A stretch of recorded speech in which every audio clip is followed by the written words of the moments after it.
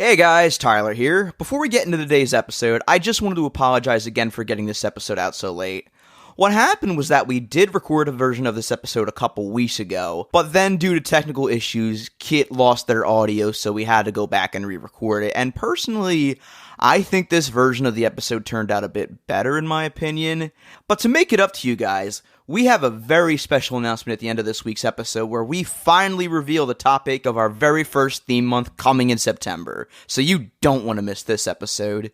And now on with the podcast.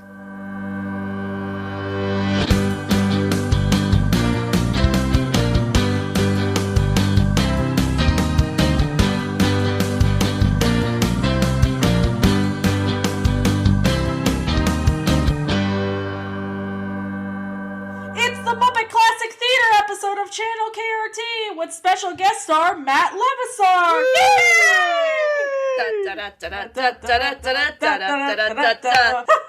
All right, welcome back to Channel KRT, the podcast where we finally talk about Muppets on our own podcast, where we've talked about them on every single podcast but ours. We've talked about them on Escape from Walt Disney. We've talked about them on E-Ticket Gazette, and Tyler was almost on an episode of Podcast Without a Cool Acronym that was about Muppet Babies, right? I was, and then I decided I didn't want to step on any toes because this was around the time we recorded the Muppet Most Wanted episode. But I was on that episode. Yeah, you were. Yeah! In case you're wondering, yes, I'm the guy who did the voice for Bunsen Honeydew doing Profion in the most recent Podcast United.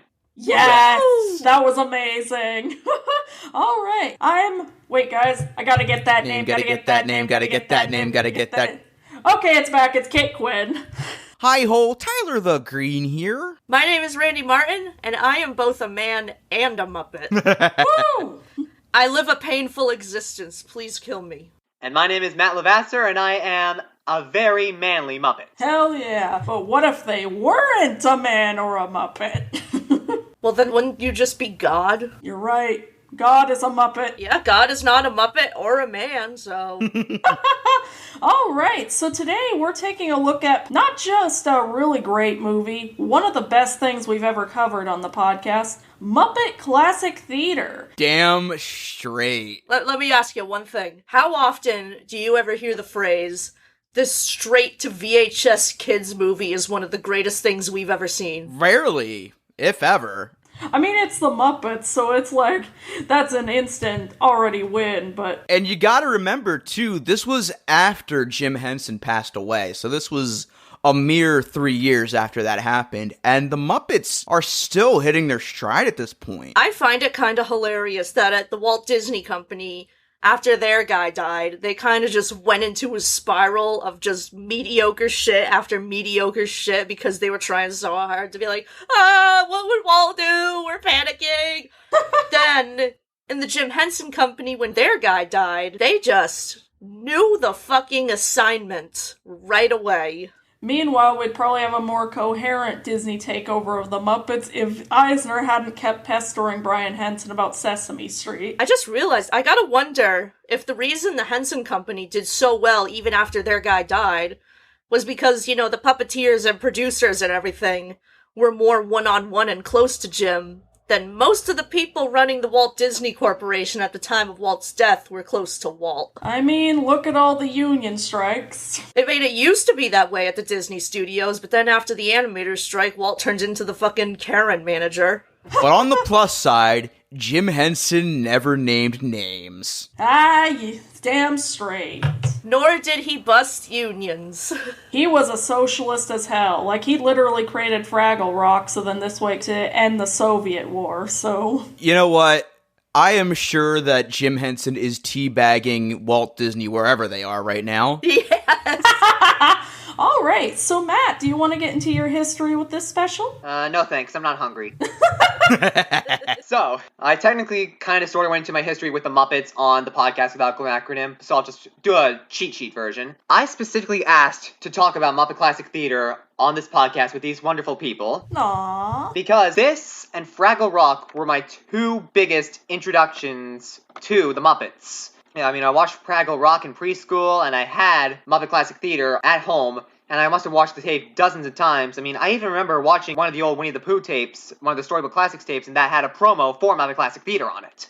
Matt, I think you are kind of a rarity of a person, because, you said that's your first exposure to the Muppets. Take a wild guess as to what 90% of Earth's population first exposure might be. Sesame Street. Sesame Street! Yes. Fucking Sesame Street. I forgot Sesame Street. I mean, it's like, but then again, it's so ubiquitous, you kind of forget it's there, because everyone and their mother first had their Muppet exposure to that. So it was that, Fraggle Rock, and Muppet Classic Theater. I'm pretty sure that in my teenage years, when I was in the I'm too cool for Muppets phase of my life, I'm 99% sure it was just me projecting the fact that I associated the Muppets most with Sesame Street at that point.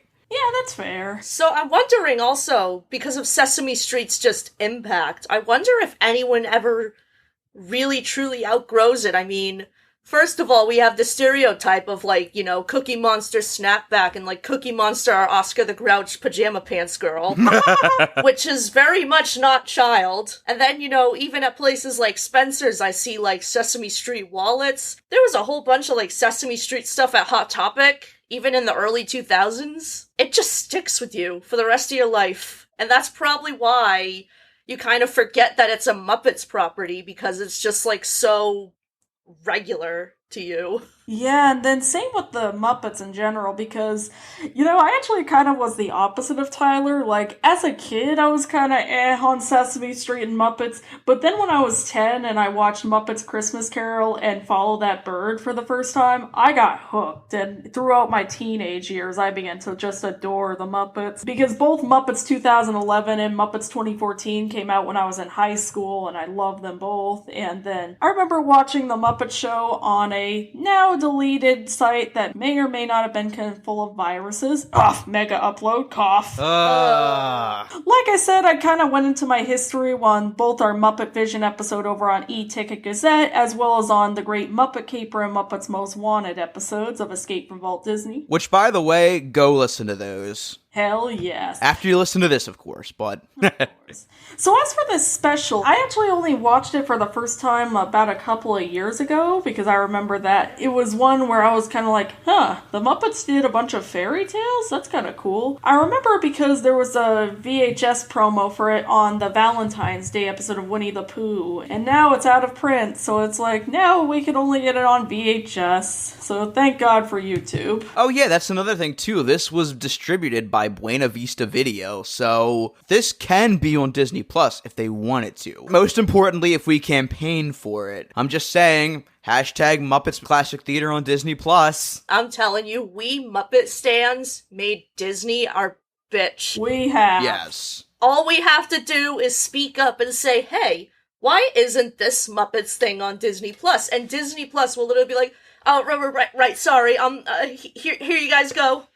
Here's Muppets Take Manhattan, here's the Muppet Show. We're sorry, just let us know if there's anything else we forgot. Meanwhile, Marvel fans are like, hey, can we have Far From Home on Disney Plus? No! If only we could get that type of thing into theme parks. Could we expand Muppets Courtyard into its own land? Oh, yes. What could have been? I would say that whoever's running Disney Plus is probably more of a Muppet stan than whoever's running the parks. We just gotta go up to Bob Chapek with a big pile of money and say, psst, Muppet Land! It's an IP! It's an IP that I can guarantee we can make more profitable than Marvel and Pixar and Star Wars. It's got a very devout fan base. Hey, they're saying we should make a Muppet Land. I got it. Let's buy Sesame Place.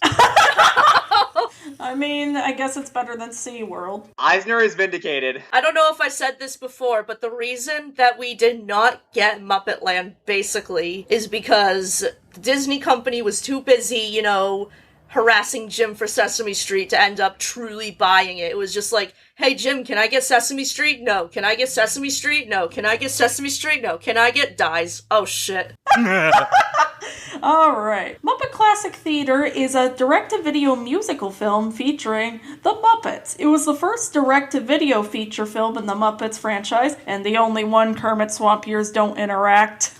Fuck Kermit Swamp Years. All my homies hate Kermit Swamp Years. What is Kermit Swamp Years? That doesn't exist. I don't know what you guys are talking about. Valid.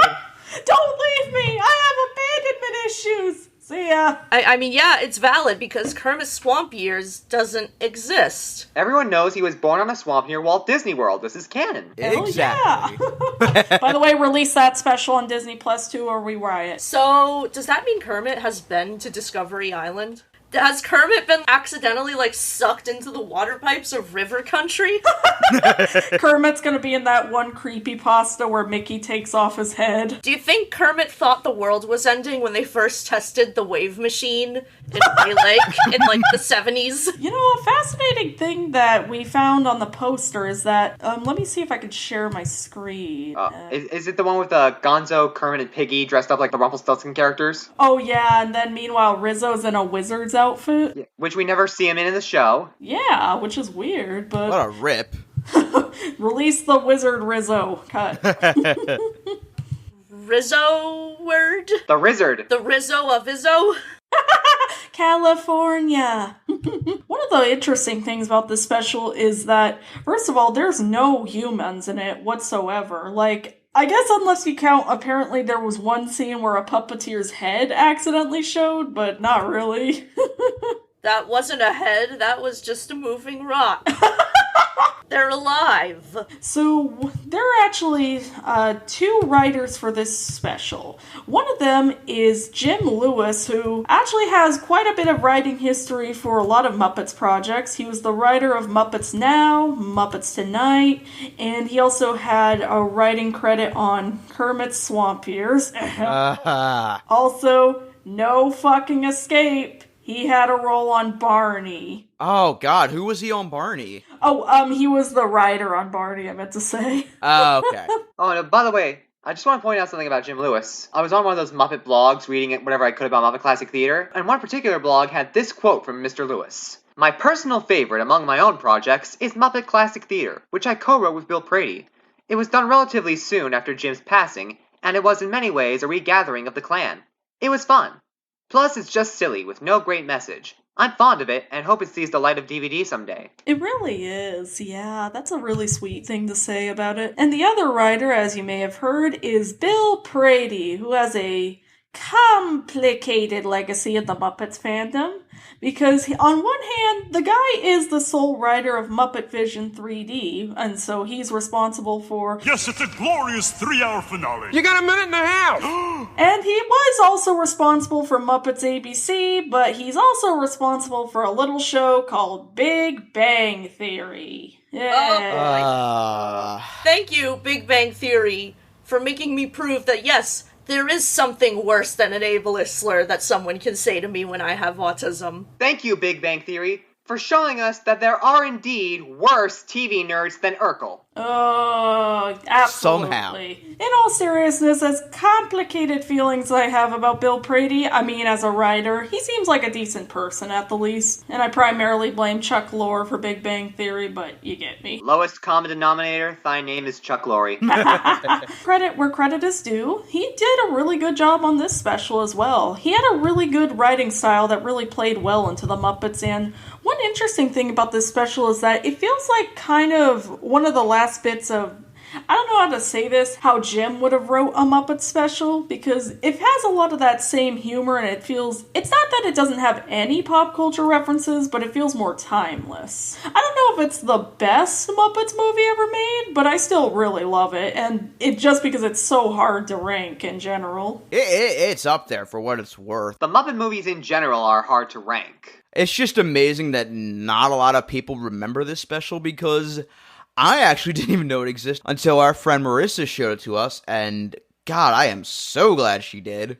Hell yeah. Too. Another fun fact is that this is known as Muppet Fairy Tales in the United Kingdom, so they get the cool titles over in the United Kingdom. British people be like Muppet Fairy Tales. American people be like Muppet Classic Theater. Alright, so there are 6 fairy tales within this special. Also, I love how Rizzo describes those fairy tale compilation tapes, how he's like, I don't know, seems like a scam. I mean, you buy a new tape just to get old stories everybody's already heard. Okay, but this aside, is he wrong? He must hate the live-action Disney remakes. I mean, Rizzo has been getting the shaft from Disney as of late. Are they directly roasting Barney? They should be, and rightfully so. I mean, Sesame Street did it first, but... I know Barney did their own fairy tale tape, Once Upon a Time, but that was released 2 years after Muppet Classic Theater came out. Yeah, and then that was like also one that did Rumpelstiltskin, and that was mediocre. No escape. You thought the Simpsons were predicting all this shit? No, it was the Muppets. Ironically, The Simpsons did an episode of Treehouse of Horror with fairy tales parodies, so... Muppets did it. Muppets did it. And then Shrek. Yeah, that should be the next South Park episode. Muppets already did it. Yes. Oh, man. Alright, so then Gonzo introduces the special, and then we get into our first story, The Three Little Pigs. Before that, we should mention that the framing device for this is that the Muppets are putting on a live show where they play off the 6 different fairy tales, as we mentioned, and the hosts are Gonzo and Rizzo. Yes. 2 best Muppets. And you can tell this was clearly made after Muppet Christmas Carol because they were the narrators in that film, and so they figured, well, they were already narrating Muppet Christmas Carol, why don't we have them narrate this? They were a pretty big duo throughout the 90s as well, like not only for this and Muppets Christmas Carol, but also Muppet Treasure Island, and kind of in Muppets from Space, although that was Gonzo-centric in general, so... By the way, I think the reason why you don't see much of Rizzo anymore these days is because I guess it's hard to find someone who can perfectly emulate Steve Whitmire's Rizzo voice. They actually did find somebody to replace Wembley on the Fraggle Rock reboot. It's gonna be Frankie Cordero, so maybe they could try him? Yeah, and I think they got someone to do Baby Rizzo on the new Muppet Babies CGI. Gonzorella writes. Gonzorella writes. Yes! Oh my god, baby Gonzo in a dress! This is the cutest fucking shit I ever seen in my life. It was such a good episode. And yet the Chuds will still make a big deal about a boy in a dress. God for fucking bid. It was Ben Diskin, who coincidentally also voiced Gonzo on the Muppet Babies. So he both nice. Gonzo and Rizzo for Muppet Babies. At least it ain't Dave Coulier. Waka waka. Don't you mean, Dave Coulier for Human Fozzie. I don't know if I can handle 2 hours of Fozzie just doing a Popeye impression over and over. By the way, shout out to Muppets Twit when this episode drops. Alright, so do we want to get into the first story? Yes. Alright. Let's. The first story is The Three Little Pigs. So it stars Piggy, and it was the first appearance of Andy and Randy Pig, her nephews. Although in this one, they say that she's her brothers, and even though there's a running gag where she's like, definitely not Ma's brothers. Fun fact, not only is my name Randy too, but my Chinese zodiac is Year of the Pig. It's all connected, man. Yep. I gotta say, it felt so weird to hear the name Randy come from someone who's not us. Yeah. You probably don't watch enough South Park then. I was joking the other day that Randy should call herself Randy Marshton. No, but... I'm sorry. I thought this was America. Randy is Lord confirmed. I am Lord. Also, Andy and Randy have such big pip and pop energy, it threw me for a loop that they weren't actually performed by Tyler Bunch and Peter Linz. They're actually performed in this by Steve Whitmire and Brian Henson, and I just gotta say, good God, they were annoying in this. So, like, the whole thing is that the dad pig and the brother pigs are misogynistic assholes who are also really fucking stupid. Like, Piggy's constantly trying to prove that she can make this cool-ass house that'll actually keep out the wolf, and then they're just like, oh, how cute, it's a picture of a house. And, like, she saves their ass in the end. There is no reason that Miss Piggy couldn't have let natural selection take its course with Andy and Randy. Especially considering that in most traditional versions of the Three Little Pigs, the one who builds the brick house is the lone survivor in the end. Yeah. I mean, of course they couldn't show, like, actual Muppet carnage, but come on, you could have at least vored them. They could have made it like in the J.P. Morgan episode where she throws a bomb at Scooter and then he blows up. So here I am on my podcast, wishing for vor. Oh, how the tables have turned. Yay. I mean, there's probably other fetish moments in this special. I mean, Kermit does get turned into gold, so... Bah, why didn't Piggy get turned into gold? So then the wolf shows up, and then the story plays out how he blows down Andy and Randy's houses, and I just love how this wolf is designed and performed. I will yowl, and I will howl, and I will soil my towel. Wait, that ain't right. Ew. Plus, I love the voice of this wolf. I mean, he was played by Jerry Nelson. Yes. God bless Jerry Nelson, man. So he's basically doing Uncle Deadly, but as a wolf. Fuck yes. Side note, I Mandela affected so hard the first time I watched this because I was like, wait a minute, wasn't this wolf purple and French? And then I realized, oh, that was the big bad wolf from Sesame Street. Because, yeah, the one in there was performed by Martin P. Robinson, so... You know, Matt, you raise a good point with the Uncle Deadly comparison, which makes me wonder, if Gloria Estefan was in this video, who would she play? She'd play a very good girl. Aww. Let her be a fairy. Yeah, she's so good. She's a fairy princess. And she's gonna steal the whole show. So Andy and Randy run into their sister's house, which again, she should have just left them for the wolf and said, survival of the fittest! And so then they sing a song, Show Me Some Respect. Which, all the songs in this slap, by the way. No question. Oh my god. Show me some respect. Show her some respect. Not just because I'm pretty. Show her some respect. I don't remember this part in Blues Brothers 2000. There were 3 teams of songwriters on this. There were Michael and Patty Silversher, best known for doing like the theme songs for Gummy Bears and Tailspin, and known among internet circles for giving us Trevor Noah's childhood birthday song, Happy Happy Birthday to You, best known for Donald Duck's 50th anniversary, and rewritten for Splashdance. Happy birthday, it's Donald's birthday. Happy birthday to you.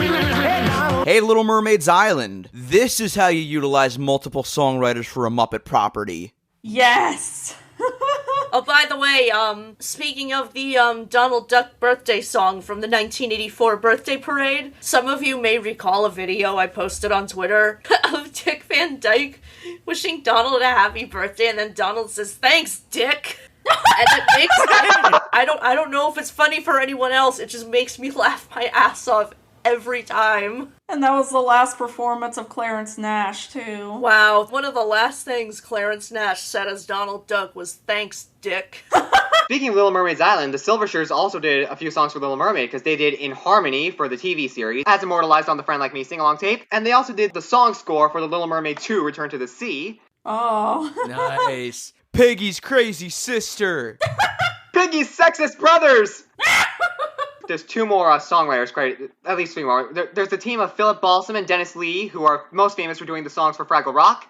And then there's Mark Radis, who did songs for the Jim Henson Hour, he did songs for Sesame Street, and he also did 4 songs for the Muppets at Walt Disney World, to bring that up again. Fuck yes. Is it possible that this guy did that song that Grover sings that, has the Simpsons cameoing in it? I don't think so. He did songs from seasons 37 to 43, so he did songs like Preschool Musical, Neil Patrick Harris's Shoe Fairy song, and Adam Sandler's song about Elmo. Oh, so he was later, okay. Oh yeah, so this was probably around the time where Will Arnett did his guest appearance on Sesame Street, which... Yes! By the way, look that up. It's just him playing a child-friendly Joe Bluth, and it's beautiful. I love that so much. So, Piggy decides for some reason to let her brother stay with her. The wolf comes around the next morning, he tries to blow down the house, it doesn't work, but unlike most Muppet versions, he actually does something else before he goes and does the chimney thing. He shows up as a pizza delivery guy, and by the way guys, one day, I swear to God, I will try chocolate kisses on pizza. Yeah, that sounds gross. Not salty or anything, but she didn't fucking tip. Yeah. Yeah, what the Come fuck, on, Piggy. Also, I gotta shout out the bit where the wolf says the usual "not by the hair on my chinny chin chin" line, and Miss Piggy takes offense to it. Miss Piggy, I know you mean well, but women can have facial hair, damn it. Come on, Piggy, I have PCOS. I mean, it was the 90s. I'm sure she's, I would hope she knows better by now. Yeah. I mean, Miss Piggy did have facial hair briefly in Great Muppet Caper, so... Exactly. And speaking of Great Muppet Caper, I really wish that when she slammed the door in his face, he would have got his nose caught in the door.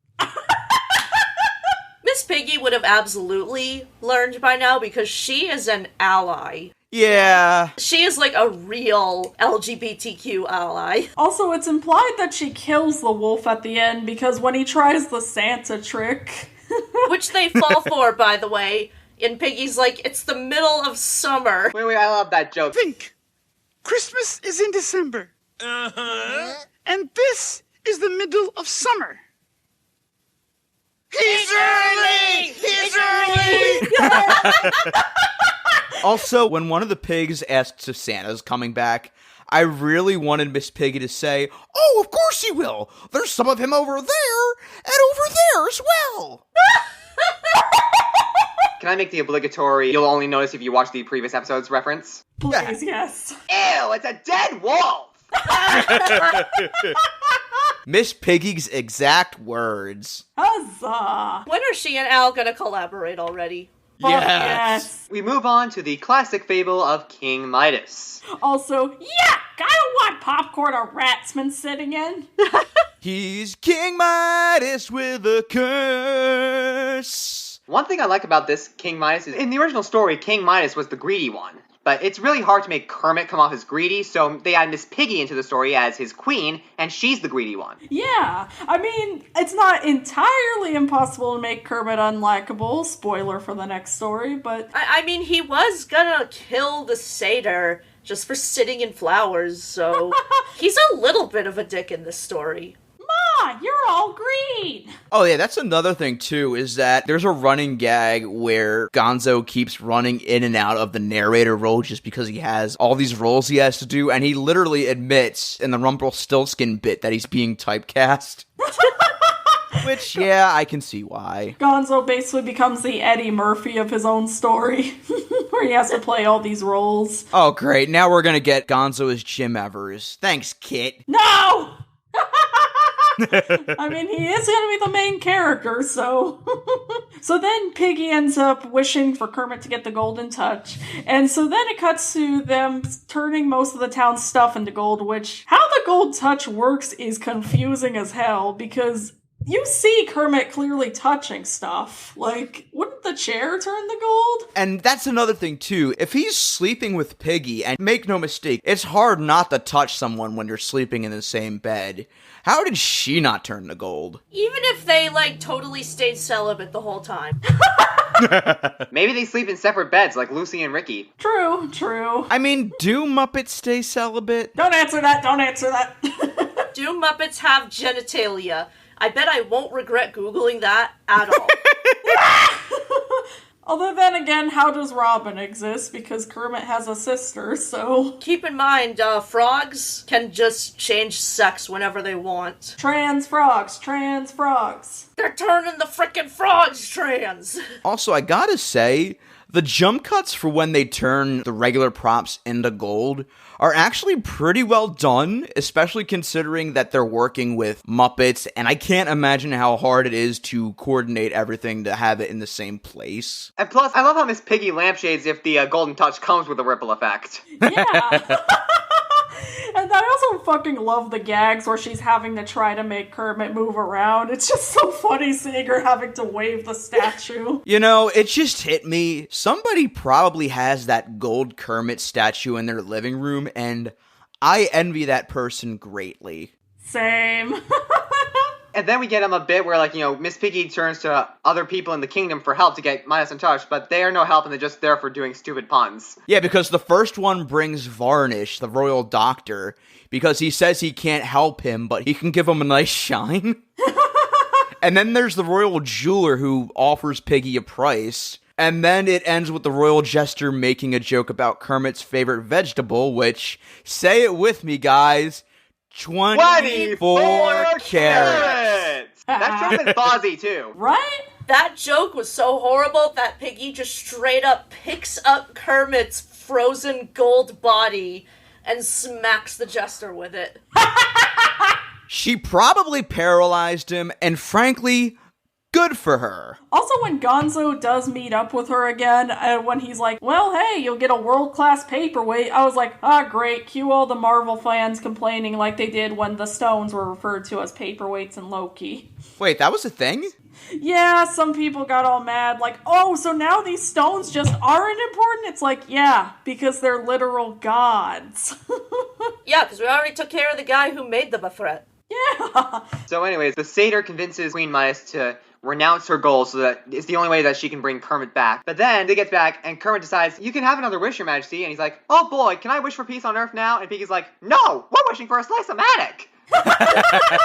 To be fair, I'd probably wish for an air fryer, so I get what they mean. Alright, and now it's time for us to get into discourse over a centuries-old fairy tale, because our next story is The Boy Who Cried Wolf. Oh boy! Kit, you have the floor. Alrighty. So, I fucking hate this story. I have hated it since I was a kid, and this was a slightly better adaptation of it than most, but not by much. This was probably my least favorite story in the movie because, I mean, it is still great. It's still a really well done adaptation and still really funny in a lot of parts, but god damn, this story pisses me off. Because they're just treating this poor guy like he's crazy, and especially when there's viable proof of the wolf on top of that. He literally gets a photo of it. And a painting. Yeah, a photo that somehow loses its background, by the way. Yeah. Though I will say, who do you think you're fooling slaps like hell? Who do you think you're fooling? Yeah, right, sure. Brother, I guess the sky is falling. Hey, we've heard it all before. You pulled the wool right over our eyes too many times with all your lies. So who do you think you're fooling? Yeah, right, sure. You know, it takes a lot to make Kermit unlikable. Somehow this fucking did it. Yeah.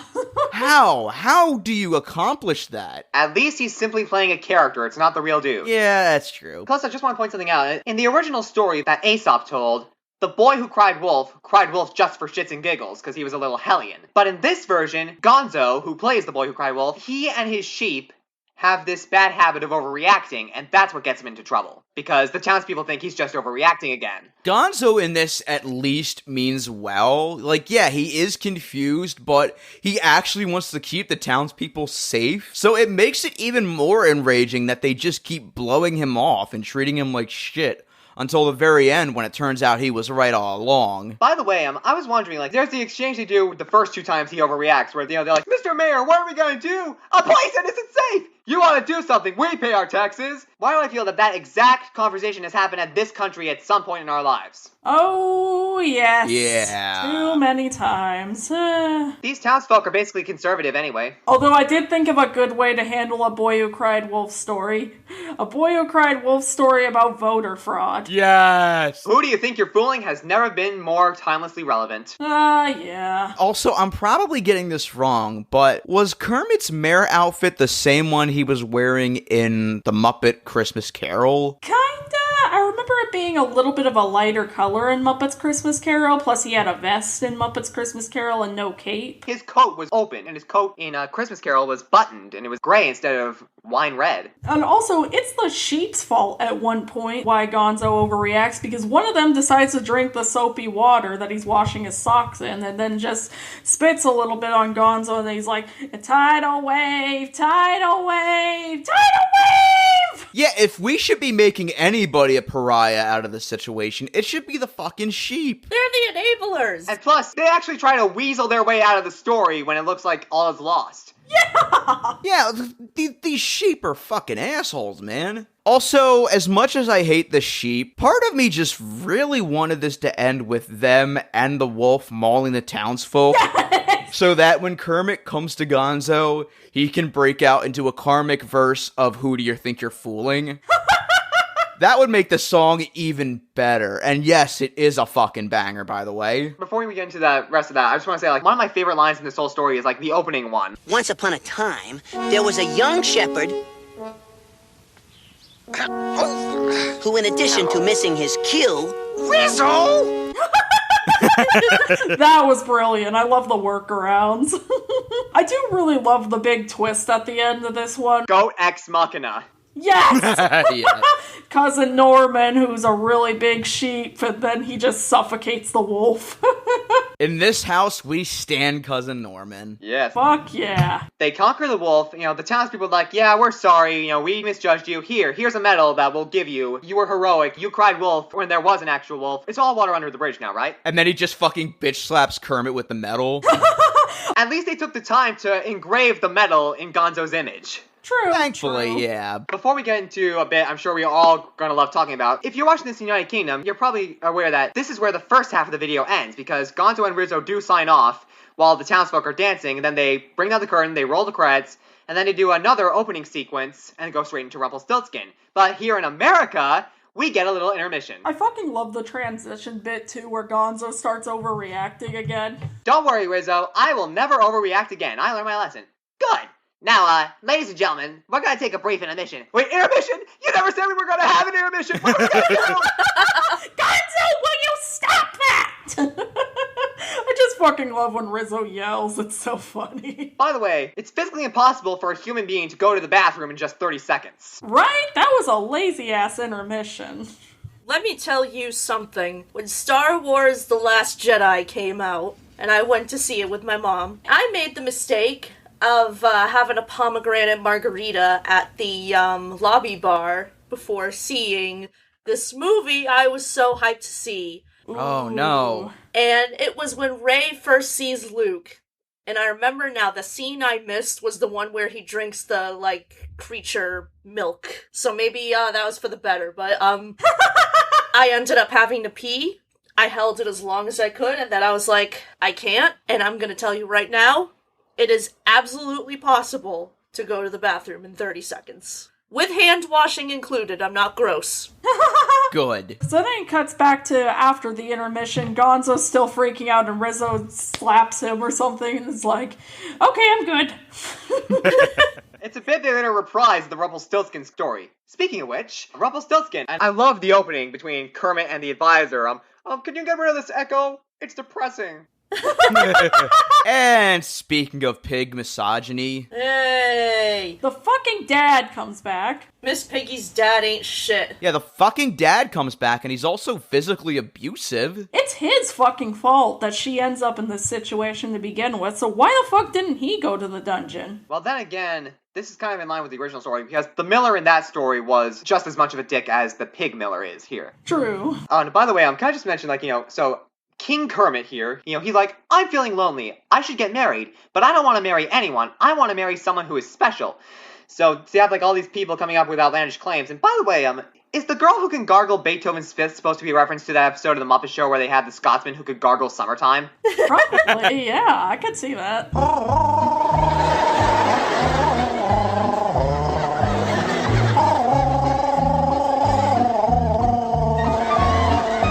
This was desperately missing a Mark Hamill cameo. Yeah. Yes. Also, Kermit and Piggy's meet cute is so adorable. I loved it. Yes! And plus, this is where the callback comes into, because, Miller goes overboard with the introduction, so the advisor slaps him, and he's like, thanks, I needed that. Also, on my second time rewatching this, I noticed that there was a little bit of a bit with the king's advisor being all, so I'm gonna get that castle, right? And then we never see him get the castle, but maybe that was just an in-joke. Rizzo does mention that he gets the castle. Oh, okay. It's before the scene where Gonzo comes for Piggy's child. I gotta be honest here, I really wanted to kick that royal advisor's ass. Yeah, he's a dick. And so then Gonzo shows up as Rumpelstiltskin, which, side note, one thing I forgot to also mention about this special, the costume design is incredible. It really is, yeah. Again, this is just a testament to how surprisingly well the Muppets did after Jim Henson's death, because they easily could have made this a quick cash grab and half-assed everything about this, but they didn't. It's like their costume designs for Muppet Christmas Carol and Muppet Treasure Island. They just capture the time capsule so well. Absolutely. And I also really love the design for Gonzo's Rumpelstiltskin. It looks like how a Gonzo Rumpelstiltskin would look. Yes. Yeah, the crazy hair, the ragged clothing, it's just perfect. Also, this entire story was better than all of Shrek 4. Change my mind. I have no arguments. You're absolutely correct. By the way, why does Rumpelstiltskin want the child anyway? I guess somehow he's never gonna be able to get laid, so I guess he can't have a baby that way, so... Oh yeah, that's another thing too. We never get to see what the baby looks like, which is probably for the best, considering Muppets Most Wanted. Piggy, I don't think Kermit Jr. is doing so well. Kill me! I'm in constant pain! By the way, I've always wondered, like, since we don't know what Rumpelstiltskin's motives are, I mean, it could be so easy to make him a sympathetic character, because I was thinking, you could do a Rumpelstiltskin adaptation where he's portrayed sympathetically, and the villains are the king and the miller. Yeah, that's true. Because the version I have, like, in my mind is that the king has a son, and it's the son who marries the girl who supposedly can spin straw into gold. So that way we can have the king be the villain without having to worry about his relationship with her. I guess we'll have to see if we have any Once Upon a Time fans in our fan base. So then they go through the trials of how Piggy and Rumpelstiltskin set up the deals, and then it cuts to the whole "you gotta guess my name to keep your child" story. And then also there's a really cute moment where Kermit's like, wait a minute, I didn't marry Piggy because she could spin straw into gold. I married her because I love her. And I was like, aww. Yeah, plus, fuck the advisor and the miller, because when Kermit says, I didn't marry you because it's too much gold, Piggy, Miller, and the advisor, they all go, you didn't? No, I married her because I love her. And Miller and the advisor go, you do? And let's not forget the dickhead advisor has the gall to want to throw Piggy into the dungeon. right? When it's the fucking dad's fault again. Yeah, and plus, she's the queen. You really want to throw the queen into the dungeon? Guillotine. That is all. That should have been their first move after this situation, is just guillotine the bastard. My fan-on is that after the events of the story, when the curtain comes down, that's what Piggy and Kermit do to the Miller and the advisor. They just throw him into the guillotine. Good! Yes. Now, if you're ready, we come to probably one of the best songs in the whole movie. Yes. Yes. Gotta get that name, gotta get that name, gotta get that name, gotta get that name, we gotta get that name, gotta get that name, gotta get that name, gotta get that name, gotta get it. We got to get that name, we got to get that name, gotta get that name. My favorite thing about that song, it's the weasel puppet, the way they just have him, like, shaking all around and everything. Like, You know what? That is the best character in this video. Change my mind. If I ever have a pet, I am naming that pet Zon. Yes! yes. It's just too good a name not to use. I mean, those guys are dicks for suggesting that Zon is a bad name. That's the one thing the Miller got right. He came up with that awesome name. Also, I fucking love that this entire town is just singing this song, and then I kept expecting, like, Rumpelstiltskin to keep showing up, and then everybody's just too busy singing to notice him, and be like, well, okay, bye! Well, he does dance along at certain points. Yeah! Listen, when we say gotta get that name will never leave your head, we fucking mean it. Oh, yes. Not even Small World will budge in your head as much as gotta get that name. Also, I fucking loved how they discover his name, because they were like, wait a minute, you say that you went to summer camp? Yep, good at crafts, loudy at sports, which, by the way, used to be my Tinder bio. That Mr. Ralph Lauren?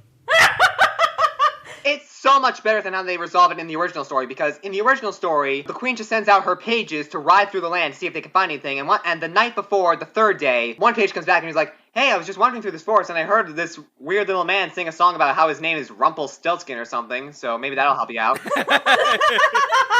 It's like, that's the cheating version. You gotta get clever.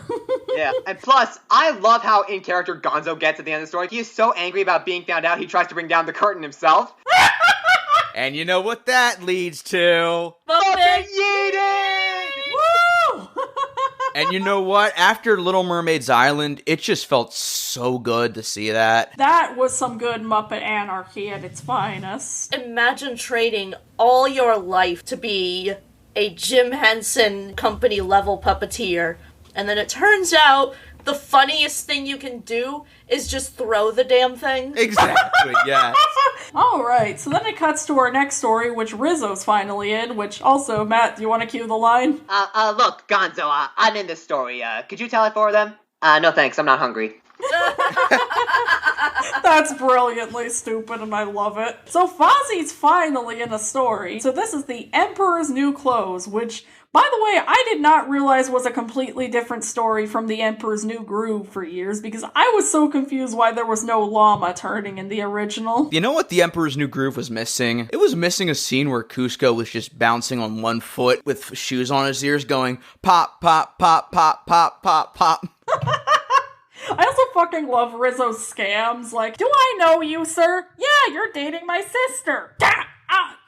No, I do not. Now, sir, I understand that you are lame. Well, yeah, it's because you stepped on my foot. Alright, by the way, I gotta make the obligatory musical theater reference. Yes. It was Rizzo's curative elixir. That's what did the trick, sir. True, sir, true. Yes. The scam itself for the elixir is just perfect. Like, it's just a rat on a guy's head, and he's like, see? I have this thick, wavy brown hair, and all I have to do is feed it cheese once a day. Just trick Jeff Bezos into buying that. He'll be happy. You know what? Rizzo deserved to go to space more than Jeff Bezos did. Huzzah! So then they end up getting caught by the dog puppet. Sorry, I forgot what was his name? I think he's just the bailiff. The bailiff, okay. Bailiff, whack his pee-pee! And so then he's like, for being a phony, a fraud, and a quack. Jeez, did you swallow a dictionary or something? I'm taking you to Emperor Fuzzy. He knows how to deal with scallions, ruffians, and ne'er-do-wells. Maybe it's just because we're jaded from the past 6 years, but man, the whole point premise of Fozzie's court just going along with him just because they want to remain upper class or something, like, they don't want to be seen as foolish. Ooh, Gee. yeah. Yeah, oh boy. Gee, there certainly aren't any real-life applications this situation can be brought up in. And if you excuse me, I'm gonna go throw up. I'm just gonna scream for right now, if you don't mind. He's a fascist. Waka fucking waka. Hey everybody! We need to go storm Robin's house, for he said I'm not wearing any clothes. Yeah, that's right, Robin's in this. Yeah. The people at Robin's house were not there to riot or insurrect. They were just peacefully protesting. Waka waka! This whole segment had such a Life of Brian style to it that I was expecting at one point Fozzie to be like, you're all individuals! Yes, we're all individuals! I'm not. Rizzo and his team, they show up, they scam Fozzie into giving them all their gold in exchange for new clothes, and they say it's invisible because only fools can't see it. And there's even a great bit where it's like, why is the hanger so small? It gets bigger when you put it on. You idiot, I told you to get a bigger hanger. And then that leads to that glorious moment when Robin points out that the Emperor is not wearing any clothes, and Fozzie gives out that immortal line, wait, if I'm not wearing clothes, that means I must be naked! Naked! Cover me! Cover the king! Well, he's not naked. He's in his underwear. Show Fozzie's dick. But that begs the question, does Fozzie even have a dick? So then Fozzie's like, no, please don't take off your clothes. Just start doing things on your own, okay? And then Rizzo, Montague, and Yolanda all go to jail. Just 10 years, it'll go by like that. Hey, Montague, how long's it been? 12 minutes. Also, I'm always happy for more Yolanda because she's one of my favorite underrated Muppets. Although part of me kind of does wish they kind of would have had the balls to have everybody go naked at the end just for the hell of it. Everybody just sings, always look on the bright side of life. He's not the Messiah, he's a naughty rat. And we go into our final story, which also has Robin. Thank the Lord, yes. Yes. The Elves and the Shoemaker. Hey, a story about Elvis? Yeah! That was fucking hilarious. Once upon a time in Memphis. No, Rizzo, it's not Elvis. Elves. Elves are tiny people with magical powers. Elvis with magical powers? Cool. I also fucking love the concept of the Elvises. They were the trio of elves that were basically just Elvis impersonators. It's such a simple idea and I love it. So the story begins with Kermit and Robin, the shoemaker and his nephew. They sell really crappy shoes and they're way behind their rent. and they're being harangued by the banker, who is a dog. The same one who played the banker and the bailiff. I always knew capitalists were dirty dogs, but I never thought they'd outright say it. I mean, Jim Henson was a socialist, so... So Kermit and Robin are like, they're wondering, what are we gonna do? We're gonna be foreclosed. But then Robin's like, come on, don't worry, Uncle Kermit, we can just wish for a miracle. Miracles? I don't think that'll really work. But Uncle Kermit, this is a fairy tale. Oh, Robin. Wholesome. So precious! I also fucking love how Rizzo ends up in the crowd of the people buying all the shoes and he ends up getting trampled. That was hilarious. Oh, and can we talk about the Elvis's song? Yes, that Yes, fucking let's. slapped. Oh my god. The best song in the whole damn movie, in my opinion. Bad Shoe Blues. So we got a special kind of level that'll plant a little rhythm in your shoes. So listen to the news. Yeah, no more bad shoe blues. Any old rhythm you choose. You got your blue suede shoes. That's right.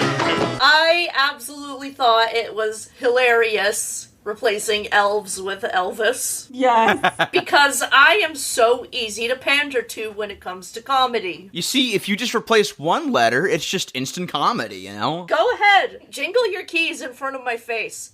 I will laugh my ass off. By the way, fun fact, if you notice that Rizzo's voice seemed really off when he went up to talk to Kermit and Robin, he was performed by Dave Goelz in that scene for some reason. I guess it was because Steve Whitmire was already playing Kermit in that scene, so... I guess they were playing like, we could just pre-record it later, but then they heard Dave Gales try his doing that terrible Rizzo voice, and like, fuck it, let's leave it in, this is funnier.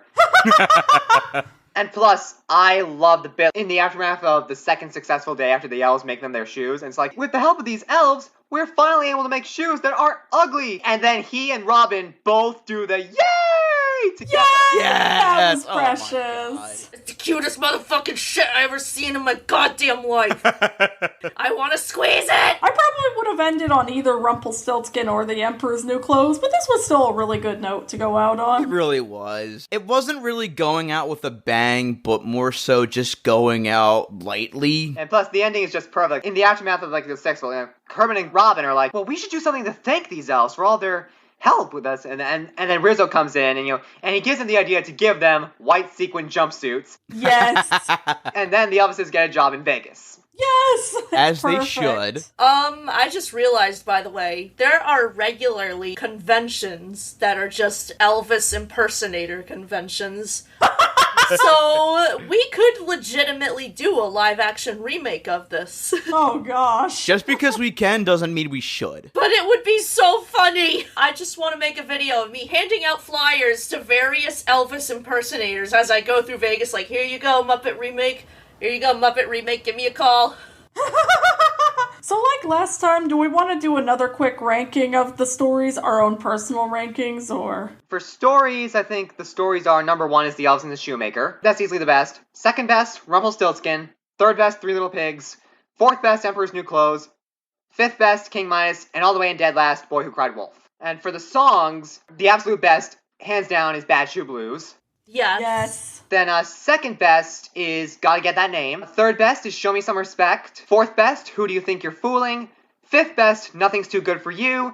And dead last, The Midas Touch. Yeah, as far as the songs go, I pretty much agree with Matt. Yeah, same here, although I would place Gotta Get That Name and... Well, first of all, Gotta Get That Name will be at the top of the list for me, and then Who Do You Think You're Fooling in second place, and then the rest, so... But in terms of stories, I would have to say my favorite was Rumpelstiltskin, and my least favorite was obviously The Boy Who Cried Wolf.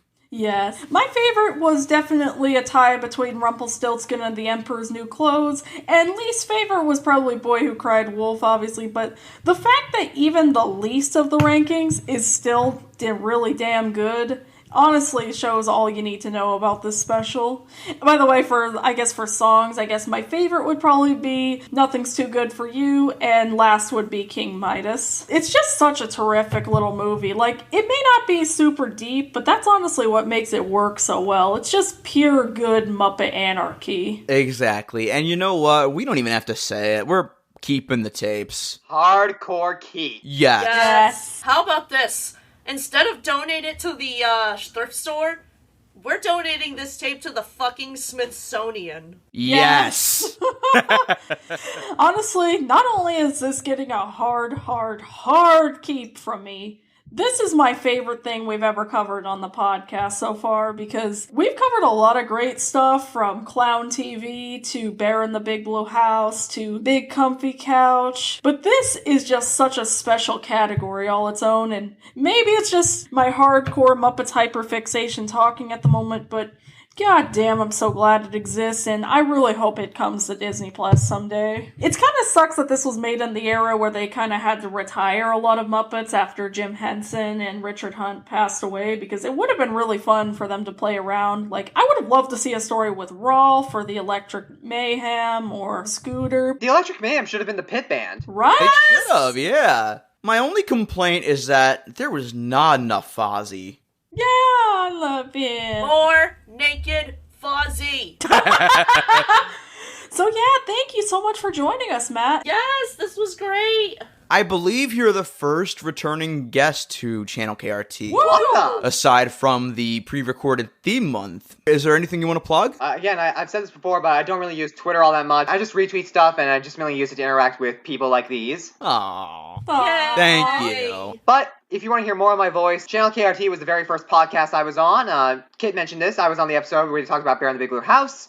And I made 2 appearances on Podcasts Without a Cool Acronym, talking about Muppet Babies and Soul. And I made 3 appearances on the Emperor's New Podcast. And if you want to see my face, I have a bit part in Chandler DeRoche's video about Star Trek The Experience. If you want to know who I am, I'm the one doing the Soren safety spiel. Yes. Yeah. Nice, yeah. You can find me over on Mission Breakout on Twitter and Discord. Muppet Vision 3D is my Muppet Twitter. Walking Pun on Instagram. You can find me on various episodes of Escape from Walt Disney, E-Ticket Gazette, Podcast Without a Cool Acronym, and the Emperor's New Podcast. And you can also find me desperately trying to get that name. You can find me over at Cosmic Rewind on Twitter. You can find me on a few select episodes of Escape from Walt Disney and The Emperor's New Groove. And you can find me taking multiple DNA tests to find out which Muppet fucked one of my relatives to make me half man, half Muppet. Spoiler alert, it was Statler and Waldorf. Statler and Waldorf fuck? Yeah, it was a threesome. Don't think about it too much. Which one is my dad? No! Yes! Alright, you can find me on the usual spots, TylerFG on Twitter, TylerFG96 on Instagram. You can find the podcast on channel_KRT on Twitter, Channel KRT Podcast, all one word. We also have our Facebook group and our Discord server, which you can find on our link tree in our Twitter bio. And if you want to help support us, you can also check out our Patreon, where we have episodes of this podcast one day early, as well as exclusive outtakes and minisodes. And of course, thank you so much to Gomer and Chris Freyna for pledging to us at the $10 level. And before we cut to static, there is a very important announcement I want to make. Oh boy! So, with the first anniversary of Channel KRT coming up, we decided that there is a very specific franchise that we want to talk about that has been sitting on the KRT shelf since the moment of its inception. Oh, yes. I, of course, am talking about We Sing. The entire fucking We Sing saga. At long last, I am happy to announce Channel KRT's We Scream, where we are going to be talking about all of the We Sing videos for 10 straight days, you know, except for the 2 clip shows they put out in 96. They don't really count, but still, starting September 1st, we are going to talk about every We Sing video, starting with We Sing Together and ending with We Singdom. I am so excited that we can finally talk about this, but guys, you aren't ready for this. Oh my god. Not a bit. The only downside is that we're going to be taking the rest of August off so that we can finally get the rest of these recorded and edited.